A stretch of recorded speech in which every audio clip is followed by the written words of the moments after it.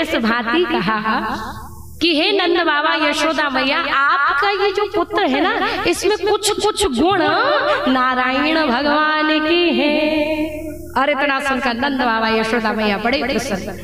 कहा बाबा या को नाम भी तो बताओ। तो गर्गाचार्य जी महाराज कहते हैं कि ये जो बालक है ना, ये सभी को अपनी ओर आकर्षित करने वाला है, इसलिए मैं इसका नाम रखता हूँ कृष्ण। जैसे कृष्ण नाम रखा तो मैया कहने लगी, रे बाबा तैने मेरे लाला को कैसो नाम रख दियो। हाँ, इतनो टेढ़ो नाम कि आपको लेने के लिए भी जीभ को टेढ़ी होना पड़े, इतनो कठिन नाम मैं इतनी बुढ़ापे में बोल पाऊंगी। कहा देख, मैं तो अपने लाला को कनुआ कनुआ कहूंगी। मैया यशोदा कहती है मैं मेरे लाला को कनुआ कहूंगी। तो जैसे ही कहा तो गर्गाचार्य जी कहने लगे, अरे भैया तू परेशान काहे को हो रही, या कि एक दो नाम थोड़ी है, या कि तो बहुत से नाम है।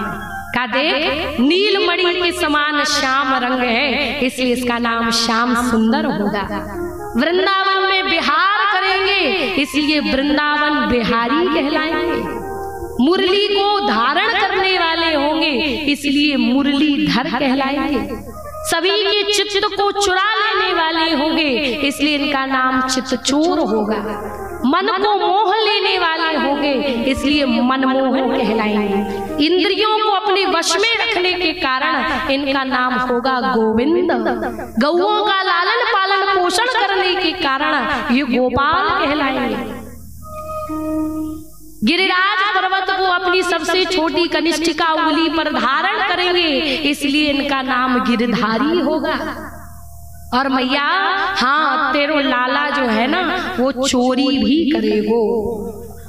और जैसे इतनी बात कही तो मैया तो बड़ी घबरा गई, कहने लगी बताओ बुढ़ापे में तो लाला भयो और वो भी निकरो चोर।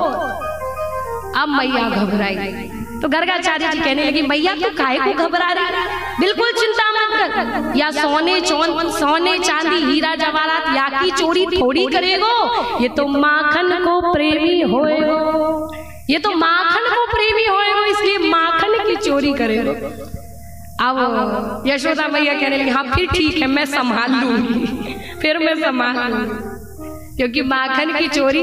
अब बताओ जिन नंद बाबा के यहाँ 9 लाख गैया है, वो भी कृष्ण, वो कृष्ण भी यदि चोरी करते हैं, माखन चुराते हैं, तो अपने लिए नहीं चुराते हैं, बल्कि अपने बाल सखाओं के लिए उन्होंने ये चोरी की लीला की है।